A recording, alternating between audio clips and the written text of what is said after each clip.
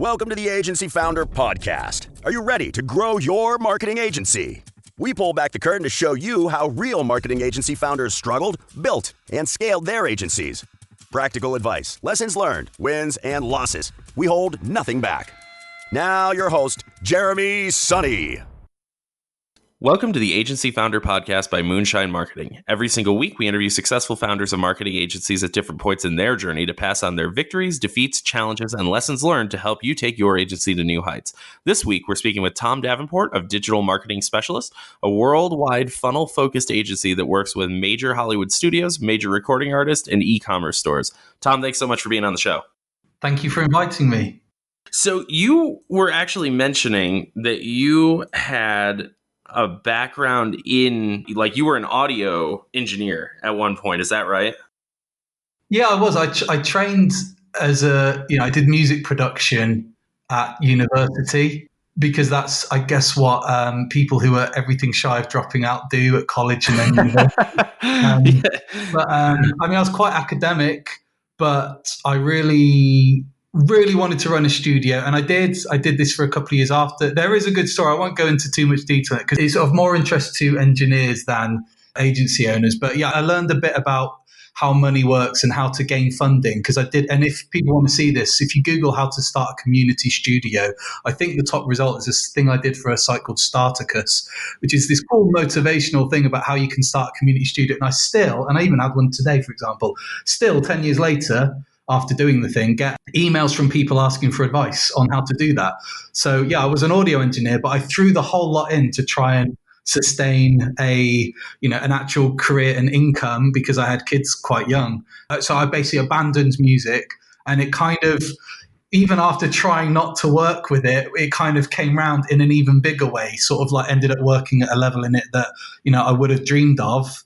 And it only happened by trying to really hone a craft elsewhere. So that was kind of felt like fortune. So yeah, still love audio, the science, but here I am running ads. A little bit like the Eureka thing that Thomas Edison said, right? When he'd run into a problem, he'd just go and work on something else, and then the solution to the first thing would end up popping up later on. So it was almost like destiny. I'm a big fan of that.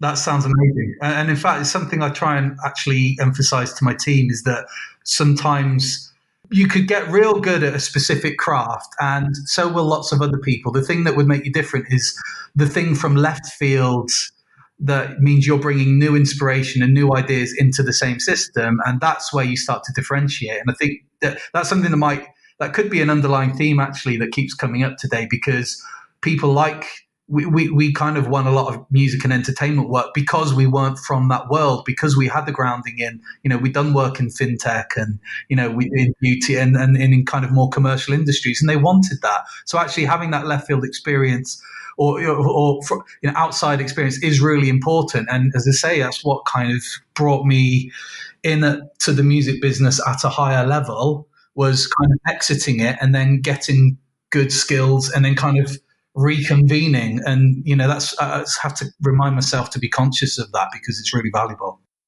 Absolutely. So let's take a step back real quick though, right? And tell me about Digital Marketing Specialist. How what do you all do, and what does like the day-to-day look like, and all of that? Give me kind of the high level pitch on Digital Marketing Specialist. We're a small team that started by focusing purely on digital marketing at the time. And we're about to hit our 7th birthday in about 2 weeks. I cleverly started the business the same week I got married, so that was real busy. I saw the competition at the time as other web agencies who were they were doing digital marketing as an afterthought, usually SEO. And I wanted to just exclusively kind of specialize in digital marketing. So the name, as generic as it sounds, it made sense then. And I was solo at the time. So it kind of, the domain was free, unbelievably. There's a lot of naming decisions that come down to the name was free, like the .com.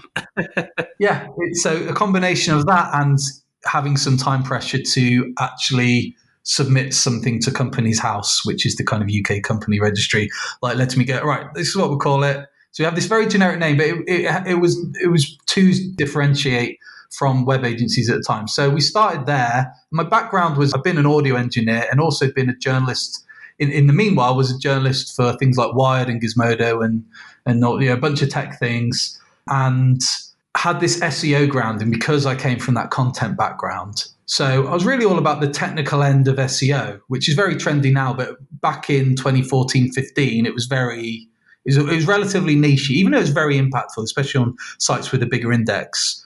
And so I went through the motions with regular businesses and marketing, and I think that's a great grounding. But within a couple of years, some old contacts from my past in music and contacts I'd built on Twitter, because as I said, I was an audio engineer, and this was for a community studio for local government that did free recording for young people. So actually on Twitter, a lot of people back around 2010 sort of time, 2009 to 11 maybe, they were very supportive of that kind of initiative. It wasn't all arguments on Twitter back then. It was like, oh, here's lots of interesting, like early adopter type people, and we can really get behind and support each other. And wow, look at all the connections we're making. And it's that kind of era. And so people who were in music world were supportive of me back then. Even if it was just kind of in passing, you kind of acquainted, you might not be friends, but you kind of, you get to know people's usernames and so on. And so years later, when I was running advertising and starting to show these amazing results on Facebook that, was kind of easy to get, particularly 2015, 16, 17, like it was absolute honeymoon period for the whole thing. And it was like, they would start inquiring with me about, hey, can you have a look at this for us then? Because they wanted the outside influence, I suppose. And I had that commercial grounding in regular business, B2C marketing mostly, but yeah, like I had that grounding. And so it felt like the opportunities were wide open. So what we have now is, well, your question was, what's the agency about? There's a small team of us. We have a great extended network of freelancers, but there's a core team of us in rural England. But despite that, we are running, some really cool, substantial campaigns in the entertainment business. And it's because we've focused on dealing with the biggest audiences we can, but because I'm very interested in dealing with psychology at scale. And I love the example that when you're dealing with a lot of people, some underlying like truths about your psychology, really, they become quite predictable in the same way that if you blow up a balloon, the air pressure is consistent, even though like all the molecules inside that balloon are going kind of crazy and independently. It's like at scale, they're predictable, right? And that's something I find really interesting. And I feel like what I'm trying to do is give myself, as well as run a business and, have an income and everything. It's about having an environment where I'm learning how to handle with the biggest markets I can manage, because that's a valuable skill in any sector. With any message you'd ever want to put out there, you could have positive influence. And if you leave it to the bad guys, i.e. Cambridge Analytica types, that's an interesting story I could get into as well. But if you leave it to them, then they can run wild. And so it feels like dealing with big audiences would be valuable. And that interest is kind of like, and some fortuitous meetings has led us to doing lots of cool stuff with quite big entertainment audiences. But we also love e-commerce. So we still do a lot of that because it's, I still love good funnel marketing. So that's kind of what we're about. I know it's not succinct, but that's what we're focusing on at the minute. And we're also getting into book publishing at the minute, but that feels like part of the entertainment kind of side of things. Yeah, that is interesting. And it's cool how you were able to take and, start from this kind of beginning, which is like this community radio, this community like recording, right? Like, and get some other experience and kind of mash those together into, running a successful marketing agency. And you've worked with some like pretty big artists, right? And doing a lot of this like promotion of media in a way, right? Whether it's films or artists or books like you mentioned or what have you.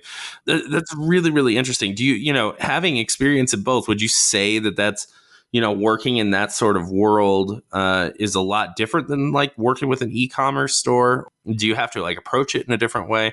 Like, what do you think is, because that's a little bit unique, right? Most of the people that I've had on the show are e-commerce or like local lead gen or whatever, and there's nothing wrong with that. It's I think how most agencies pay the bills, right? And they specialize. But yeah, this is kind of a unique approach, and I wanted to kind of get your thoughts on that. I get what you're saying. I think it's worth pointing out, and this might be obvious, but I often say, like, by learning how to get leads for plumbers in Swindon, which is the town we're in UK, that's what makes you a good marketer. The reason it was easy to walk into entertainment world and outcompete was because of the sheer, and there are some very talented teams within it. I'm not trying to say it's us versus all of them and they're all bad. That's not it. But I think for years, it's, no one finds it hard to market Coldplay. It's like you almost can't go wrong. So people got away with good enough results because of the brands. I think the biggest thing in any marketing actually is like the brand and the product market fit. That's so much bigger than the tactics on the platform. But to answer your question, do we treat them differently? Well, yes, because tactically, I'm not, if I've got a book where a lot of the purchases are going to happen on Amazon, I can't retarget checkout abandonment. It's on Amazon. They do have a sort of discrete kind of like DSP platform that you have to spend £10,000 before you can use. And even then you can't even necessarily use it. But so, but anyway, the point is I don't get the same signals off that kind of campaign. If I'm sending stuff and I'm trying to drive streams or an album launch, like, yeah, we might have a merch store, but ultimately I'm sending people, you can't have 10 links in an album launch ad, like to Spotify, Apple, Amazon, blah, blah, blah. So you have these kind of like landing page kind of link aggregators. And so the signals that you have to work with are different. So it is different in like at a very practical level, it's different. But what is constant, it's the psychology of attention, and it's how acquiring attention is exactly the same. The underlying cold, warm and hot strategy is exactly the same. It's like, yeah, do the best targeting you can, but how can you double qualify them? Well, you can run creative that is only of interest to the right people. And if they engage with that, then great. They've kind of stuck their hand up to say, yes, I'm in your market. And then, so the goal of cold is collect and shepherd a really valuable warm audience that's really carefully curated, and then really work at retaining and sustaining them. And that's exactly the same with e-commerce, where we're trying to build a valuable warm audience that will convert and get great lifetime value from. And it's also really valuable, albeit at a bigger scale, with say a music act where there might be a lot of downtime between album releases, and you need to retain that warm audience, because the warm audience, i.e. the engagement audiences, is actually more valuable than say the page fans, because people might have liked the page 7 years ago and not really cared anymore. Or they might have liked and they just haven't engaged. They're technically in the cold. And I could come back to that. I know I'm going beyond your question, but there are some really interesting dynamics, especially when you're dealing with where a warm audience is bigger than a lot of cold audiences that other advertisers might use. And there's it reveals some really interesting structural differences. So that's where there are differences. But the underlying psychology of getting attention, retaining it and converting it is actually the same strategy in a lot of ways. It just gets different at the kind of delivery level, if that makes sense. Yeah, it does. It does make a lot of sense. And that's some interesting insights. I'm curious from like a business perspective, do you find like substantive differences working with like, Hollywood studios or record labels or what have you, versus like your typical e-commerce store? Like from the business relationship side, is that like, is that a different dynamic? Because like, that's like a whole world unto itself. There's a whole ethos kind of around that. And like, I think a lot of people have perceptions of it from the outside that may or may not be true. And I'm curious, what your thoughts are like working in that sort of entertainment world, and how you feel like that may be different or more of the same as like working with like, a plumber in Swindon, like you said.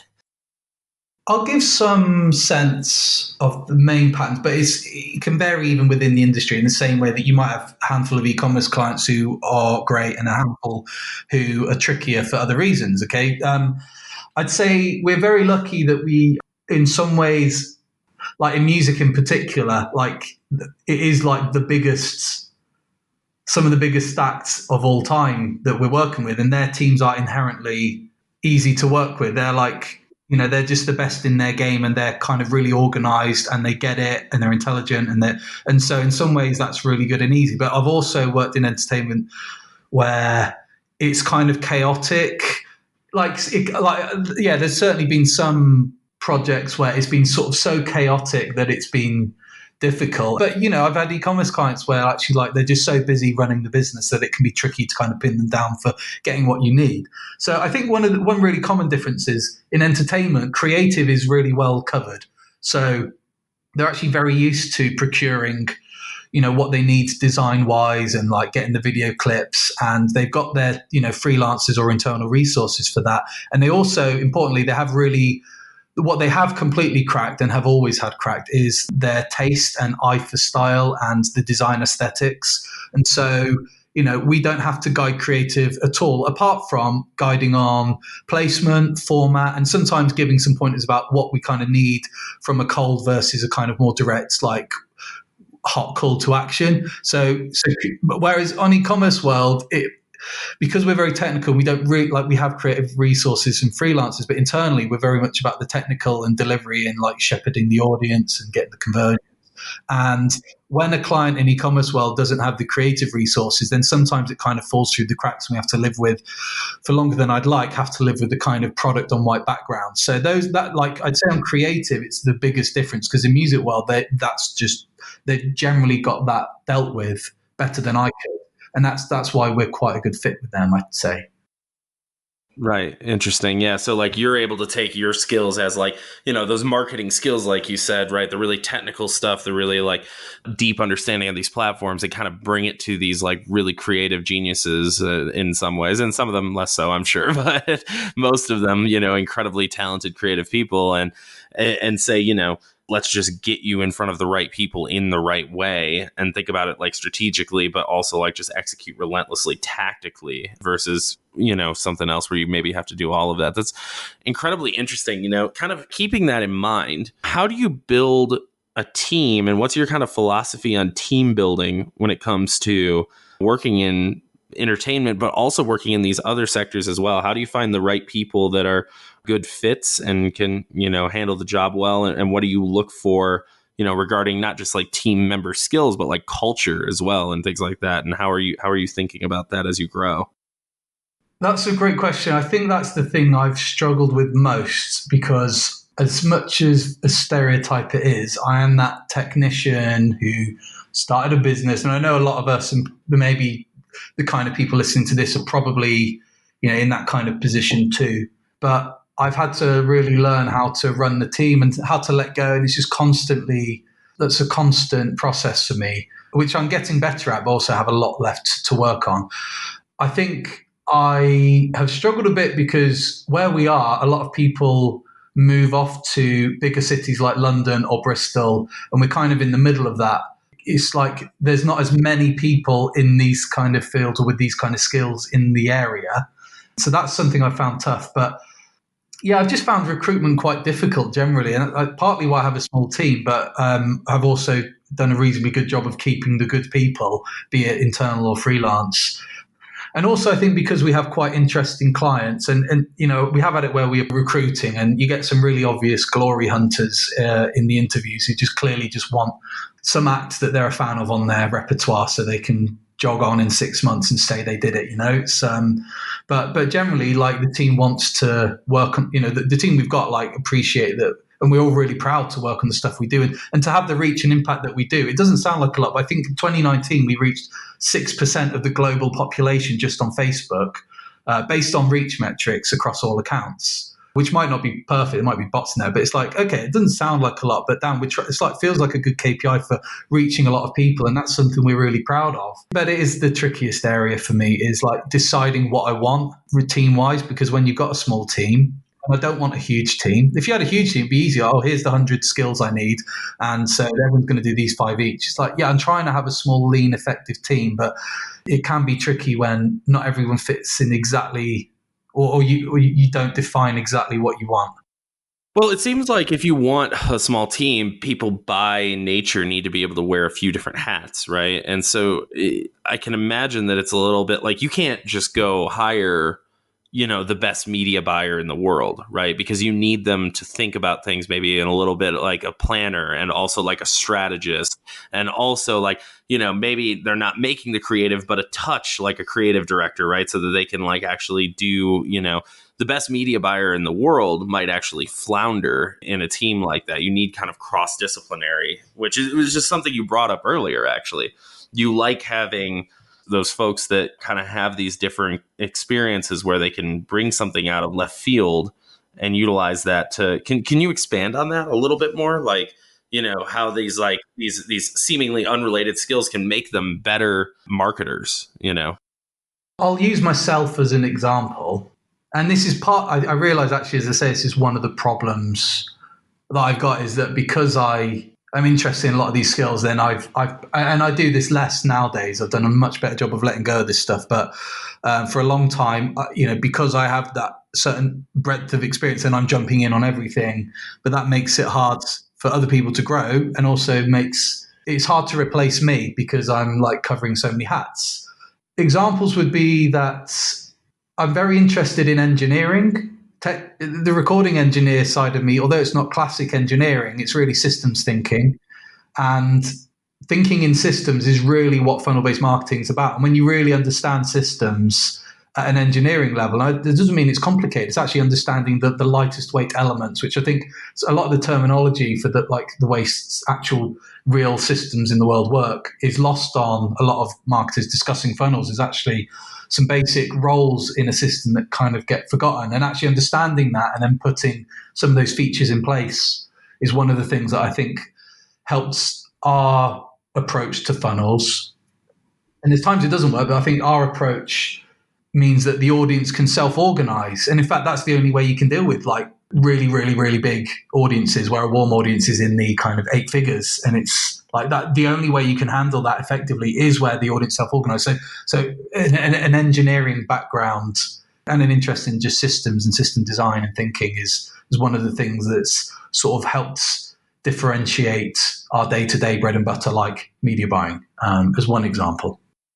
I think that what you're hitting on is diversity of experience kind of really helps you have like better perspective on different clients. Is that like kind of a fair point to pull from what you just said? Would that be like a fair characterization?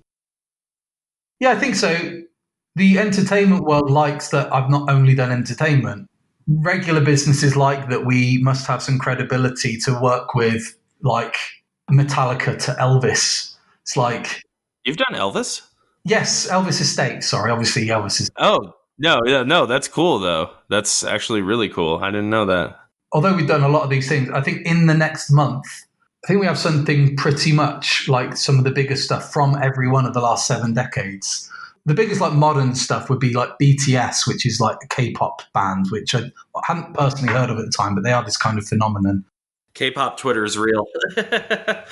Oh, that's cool, though. No, I think that makes a lot of sense. I think shifting gears a little bit, kind of thinking about, your journey and how far you've come and stuff. Is there anything that you would, looking back, say, oh, God, I wish I wouldn't have done that? Like, and then alternatively, oh, I wish I would have done this way sooner. I didn't take it as seriously as I should have early on. It would have made my life a lot easier if I'd just done this. You have 4 hours, right? So, okay. I want to acknowledge something I recognize that I got right was I got humiliating mistakes out the way really early. Okay. So any anxiety around like approaching certain kinds of people, handling certain things, or trying to have certain kind of negotiations, I got them out the way really, really early, like before even this business. So I'm more confident in front of a notable entertainment manager than, I don't know, like trying to do something more day to day in regular life. Like I almost feel like I almost can't get out the door with it, like especially after lockdown. I can't even get out the door of the house without like leaving my keyboard and trackpad at home when I go to the office. Like the thing I can do is like the things that I threw myself into really early. So that's something I got right. But what I got wrong and wish moving when I saw opportunities. It was something I got really frustrated and depressed about, like 10 years ago, especially when I was really focused and really attentive on the technology world, like when I was on Twitter a lot, when I was a tech journalist. And a lot of the calls and things I was seeing or predicting felt like, and I could have been biased, of course, but it felt like, I had that idea first. And then what I did learn was, okay, learn to just go and execute on that. And so the thing I regret is the fact that I've had the business 7 years, and a lot of the things that I saw, and I've made some good calls, but a lot of the things that I sort of thought, that's something we want to do, or that's something we'll have a play out, or that's something I think will play out and happen.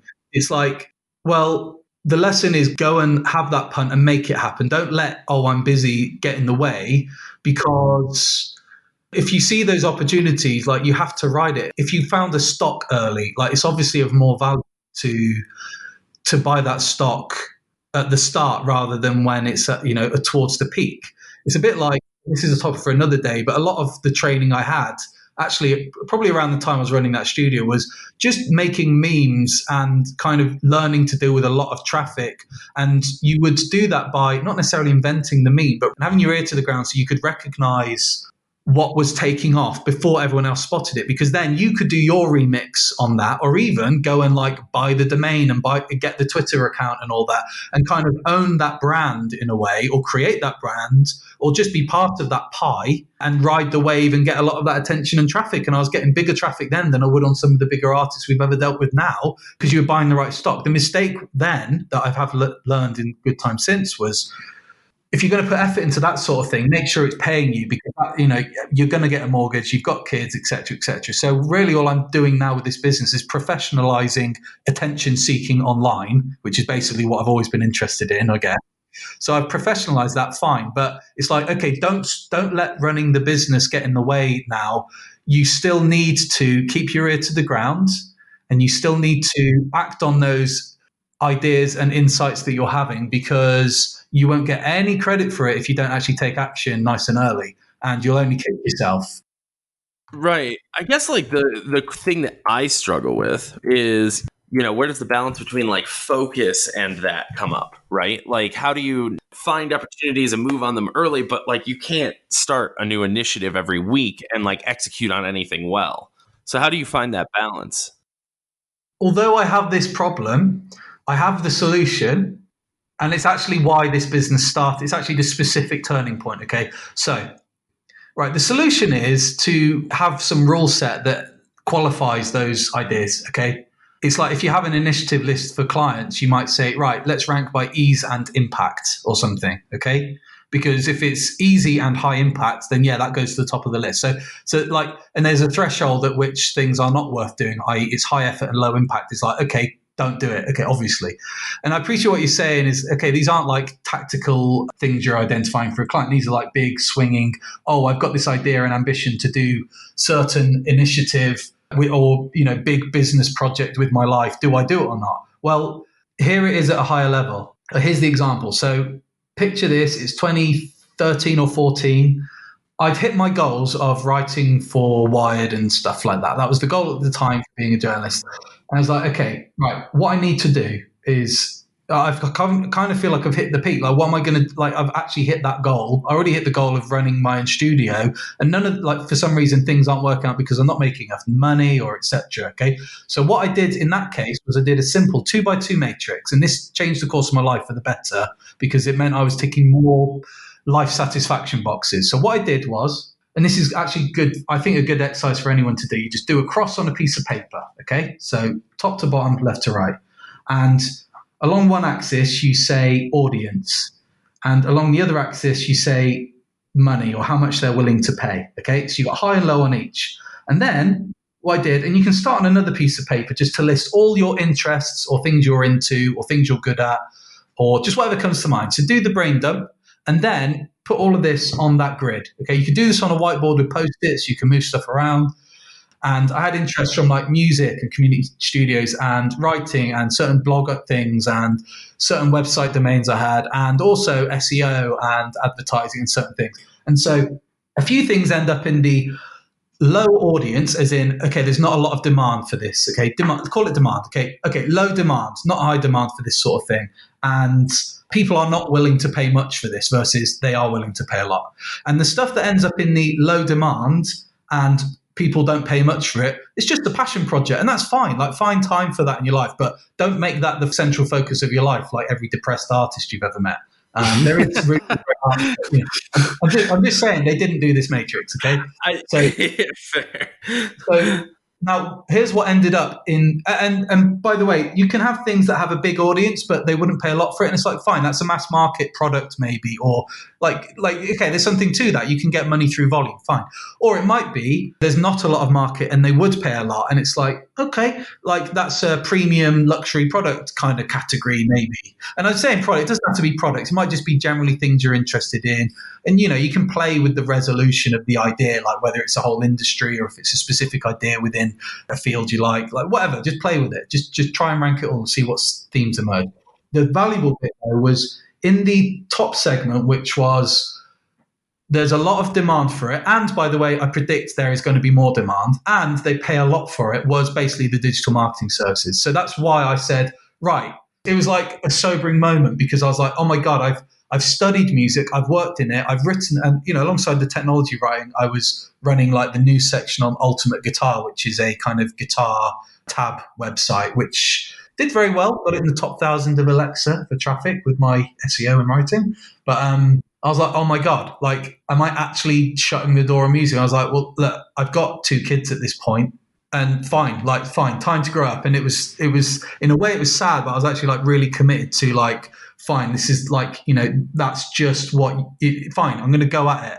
And I did it based on that matrix, and I committed to digital marketing, which I liked anyway. And it obviously, or it wouldn't be on an interest sheet, but it turned out I could actually become, like, it really ticked other boxes for me. And I got really excited and engaged and really, really deeply got into it.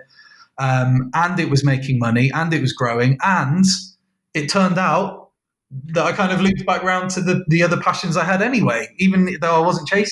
So yeah, that grid is a really good way of prioritizing like things you might want to do. And I guess what I need to do is keep doing that, because as I say, there's other things that I feel like I want to do and I don't want to not give them a chance, because actually, like, what's the thing that will sustain me for another 10 years? And that's the thing I probably need to do now, you know, have a think what else is going to be in this portfolio of things I engage in. Otherwise we'll regret it. No, I love that. That's a really interesting way of thinking about it, and a very, very logical way of thinking about it as well. But I think that one thing that, you know, I heard once was Steve Jobs said that you have to kind of just do things and then look backwards and, you know, hope the dots that will connect, right? And I think that there's like an interesting way of doing that. You kind of have to move forward and trust that it'll all work in a way, you know, no matter how logical you are about it. But I like your approach to thinking about, you know, making the right moves in life or business or what have you. There's more wisdom out there in the world. I'm definitely not the final word on that, but that worked for me. And I think it's a way of like addressing, like, the only things that go on the sheet are things that you're into, but then it's actually having an honest look at not being drawn to the shiny light, but actually saying, all right, well, let's actually score this damn thing and actually like decide which of these should bubble to the top, because the sexy stuff looks best, but actually the non-sexy stuff might tick more boxes for you if you just decide what you want. You mentioned Steve Jobs, like, he actually had a big influence on this as well, because when he died, and I've actually just found there's this blog post I did about the night he died, which sounds really weird, but I was basically tasked with writing his obituary for CNET. And because what you do, you write obituaries before their death, like quite often, okay, which sounds morbid, but everyone knew he was ill. I probably had 4 months like where I was like, you know, hey, can you do this obit? I used to love doing obituaries, but I just didn't get round to doing this. And I found out at like 1 a.m. or something while I was at a friend's, at night, by the way, that he had died. And I was like, oh my God. And I was a little worse for wear. And I had to go back and finish this obituary overnight. But when I'm diving into his life, I basically, one way or another, ended up thinking, I would really like to be. In fact, here's the paragraph on my blog. I've decided my next challenge is to be amazing at sales, door to door, in conversation, over email, or anything. Some deep rooted instinct tells me I should try to be great at it, which is actually cool looking back at, because that was a pure aspiration. And I don't know why I wrote something so sentimental, but you kind of get in that mode when you've just done an obituary, right? And it's funny that like actually thinking about him kind of has like influenced some of the stuff we've talked about today. And it's kind of cool looking back to go, oh, cool. Like I like had to bite the bullet. I had to give up what I thought was my passion, but here I am actually feeling like quite qualified at being good at selling. Because I think in 2019 we made some, can't quantify all of it, but it was somewhere between 50 and $90 million was generated like across all clients. And it's like, okay, wow, okay, I kind of, yeah, I met the goal. I can sell, but what next? That's the thing that this conversation has kind of just reminded me, which is cool. Thanks. No, yeah, it is interesting how some of these all of these things kind of come together, like you said, and it's fascinating that you were able to have that insight by writing about basically Steve Jobs' obituary and stuff. Well, this has been a fascinating conversation, Tom. I really appreciate your time today. As I mentioned, at the end of every episode, I let our guest do a quick pitch for anything that they want, whether that's their agency or what have you. So I just want to give you that time now to kind of plug whatever it is that you're thinking about and want to. I don't know that they're listening, but if anyone is in a creative industry, and usually on the creator side rather than the big label or publisher side, we can help you take charge of your own marketing and kind of own your audience. I don't know that they're listening to this, but that's something we have a really good track record for like modern stuff like BTS and Coldplay to classic acts like Depeche Mode and Elvis and Pink Floyd and The Cure. But yes, it goes beyond music. Lots of high culture stuff like Les Miserables, Monty Python, Royal Shakespeare Company. So lots of cool cultural art stuff. But to be honest, maybe who I should speak to is other marketers. And we, as of COVID and going into lockdown, we are, and also with some of the recruitment problems that I mentioned before, we are now fully hiring remote. So if anyone listening is like really interested in marketing at a technical and systems level and has that kind of mindset and ambition to work on really, really big consumer audiences, then yeah, I would love to hear from you, because we have great credits. We've grown just through referrals, and that's still the case. But I think one of the goals I've had that comes to mind when you're talking about what lessons have I learned? Well, I actually want to act on some of the credits we've got, because we could be growing at a better rate. And so we're going to have a real push. We're going to need more people on the team. So if anyone is across any discipline, it doesn't have to be advertising. It could be in other channels like search, conversion rate optimization. I would love to hear from you, because we have, I'd love to expand the network of talented people to work with who really get what we're trying to do. So yeah, maybe that's the pitch, is let me know about you and I will put you on the roster if you really care about doing a good job of this stuff. Mm-hmm. Absolutely. Well, Tom, thank you so much again for being on the show. If you're listening out there, Tom is a fantastic leader, and any marketer would be lucky to work for him. So, if you're interested in that, definitely reach out. We'll make sure to include his website and contact information when we post this episode. I should probably say that. I'm clearly not very well practiced at promo if I haven't even said it. It's bad at marketing, eh?